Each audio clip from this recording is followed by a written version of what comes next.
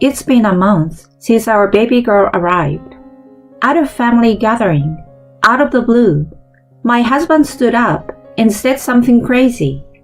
Hey everyone, I've got some news. Sadly, we are getting a divorce. Our parents and his sister were totally blindsided. And so was I. Hold on, what's this about? I burst out, clutching our baby, my voice shaking. He pointed right at me and said, She's the reason. She's been seeing someone else behind my back. This came out of nowhere. His folks shot me a look of disbelief. Jumping to my defense, I shot back, I've never cheated on you. With this smirky expression, my husband took out an envelope. I had my suspicions, so I got a DNA test for a baby. The results are right here. This baby isn't mine. She stepped out of our marriage, so we're done. The report he flashed read, Parent-child relationship, not confirmed. Every set of eyes turned to me. Their faces pale. I was at my wit's end. How could he do this to me in front of everyone? But I thought, I've got something for you. Just you wait. His big plan was about to blow up in his face. My name is Janet.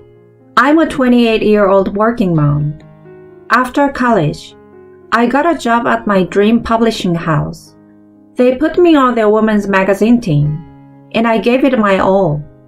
Years went by, and it hit me. I hadn't dated anyone in over half a decade. Friends and colleagues nagged me to shake things up. So I tried out a speed dating event. That's where I met Simon, my future husband. Everyone wanted to talk with him that evening because he was tall and dressed sharp. But for some reason, after chatting with me, he liked me. We hit it off and exchanged numbers. Things took off from there, and after a year, he proposed to me. Janet, will you marry me? Let's make this last forever. Oh, Simon, this means everything.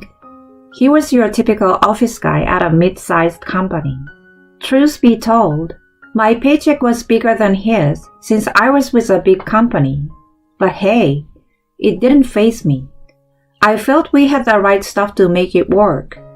Meeting my parents to talk marriage, they were all in. Over at Simon's place, his parents got all teary-eyed and gushed. Simon struck gold with you. We were totally on board with the wedding. Janet, look out for Simon, okay? His sister, who's big into sports and teaches PE, cracked up and said, My baby brother can be a handful, but you've got this. It felt great to see his family was so happy and supportive. Fast forward, Simon and I got married, and our journey as a married couple began. Married life was pretty good. I was putting in some serious hours at work, but Simon was on top of things at home.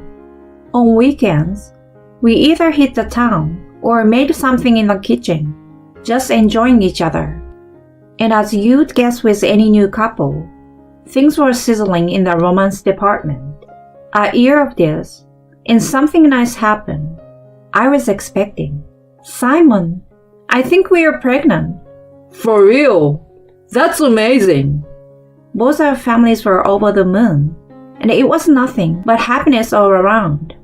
But then, morning sickness hit me like a freight train. It was like being stuck on a rocky boat all day long, with me getting sick even when there was nothing left. I couldn't go to work, so I filled in my boss and decided to stay home until I felt better. Good thing my boss, who'd been through the whole baby thing herself, totally got it. But with me around the house more, Simon started getting a bit weird. So, you're handling things at home now, right? I've always thought housework was such a drag. Well, I will do my best, but this morning sickness is no joke. I need your support like before. What? You're not working or handling chores? Isn't that a bit much? His words caught me off guard.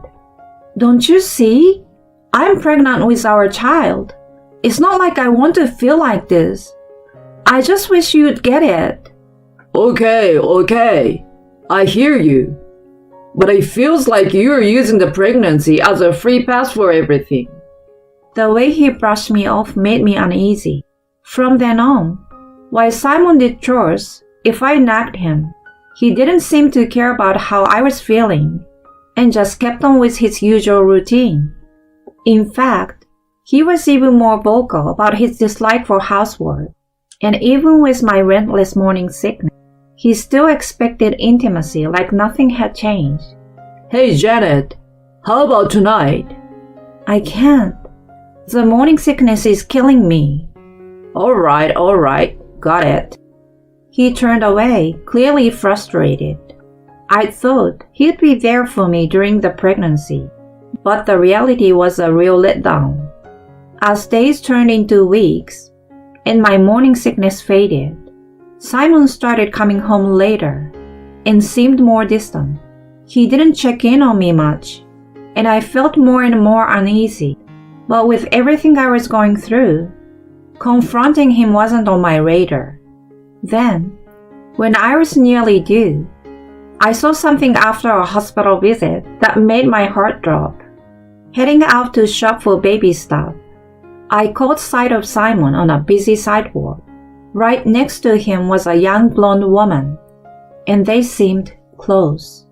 Maybe it was a gut feeling. I couldn't shake the thought that they were more than friends. I lost them in the crowd, and my mood for shopping evaporated. I just headed home.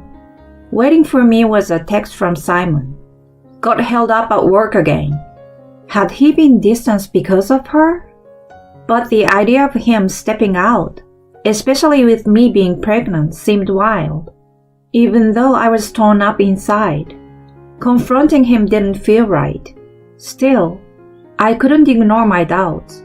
So I dug into my pre-marriage savings and hired a private eye to tell my husband. With my due date only 2 weeks away, time was ticking. Then, 2 days out from the due date, I felt the first labor pains. I timed them, about 20 minutes apart. I thought I was going into labor, so I quickly contacted Simon to let him know that it seemed like the contractions had started. When I called the hospital, they said to come in when they were 10 minutes apart. Terrified and in pain, I kept texting Simon, begging him to get home. But nothing. When the contractions got closer, I dialed his number. What do you want? He sounded irritated.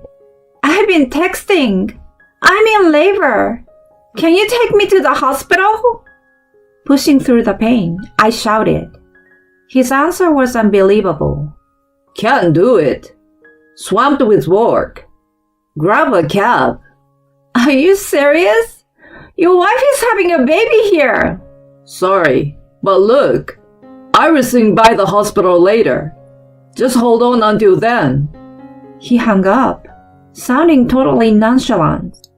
With no other choice, I called a cab and let my folks know, heading off to the hospital.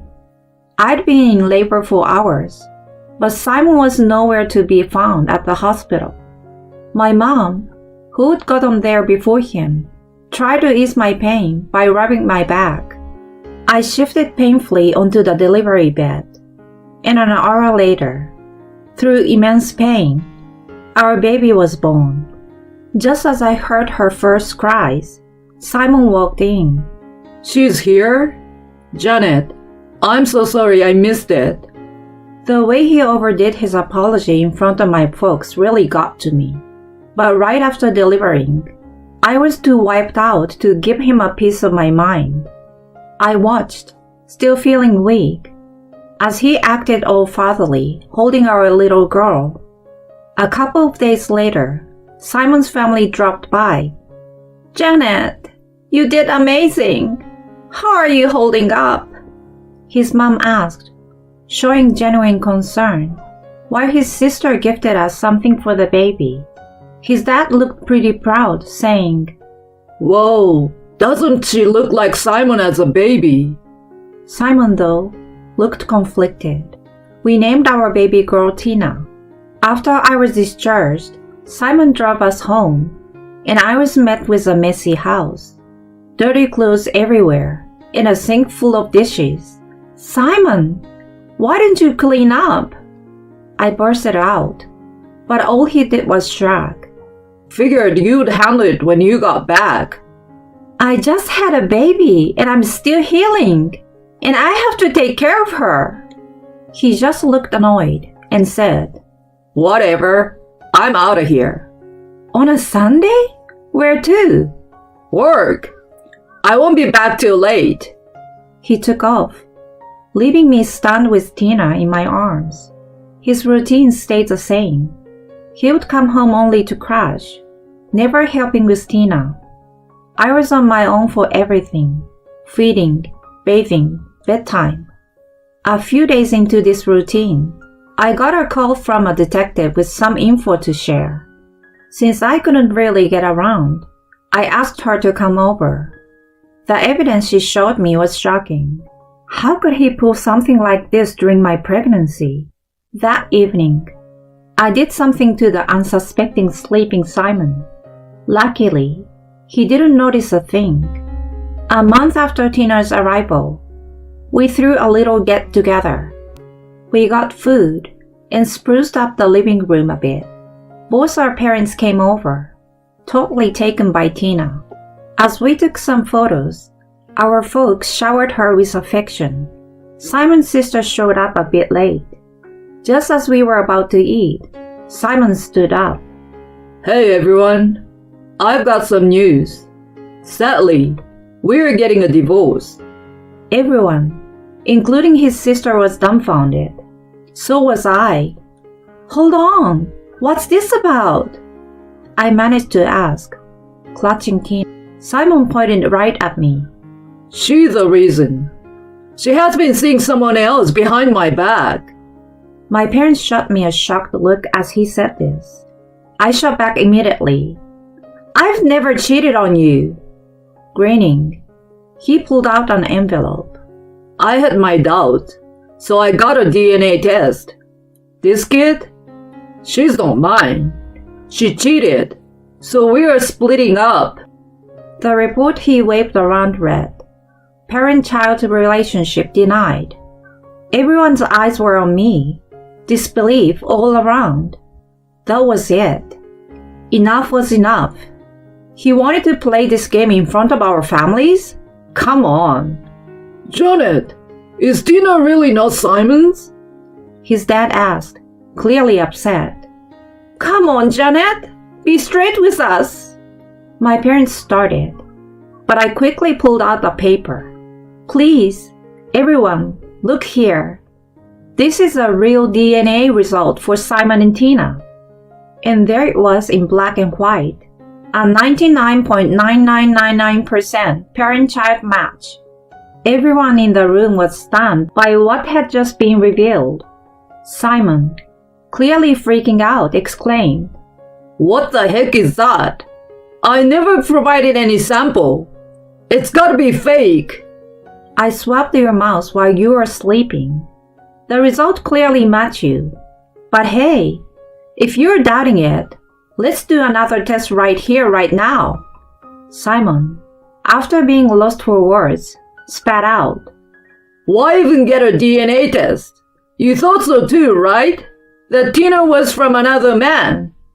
"Just listen for a sec," I said, hitting the play button on my voice recorder. What played next was a conversation between Simon and some other woman. "Nellie, once the divorce is final, you and me, we're gonna be together." "Really, Simon? Even with your wife having a baby and all? Is that cool?" came her reply. "I've got a plan. I'm going to make it look like she's the one who cheated. I will pay some random guy for a DNA sample. Once I have the result, I will divorce her and get some cash." "Genius, Simon! We'll need that money to start fresh. The silence followed the playback. I can't even. His dad began, visibly shaken, while his mom looked one pale. I spread out some photos for everyone to see. Shot of Simon and Nellie going into a hotel. As you can see, he's been sneaking around with a coworker, even while I was pregnant. I had a PI collect all of this. I let out. You knew? Simon cried out. I fixed him with a glare. Of course I knew. The only cheater here is you, jerk.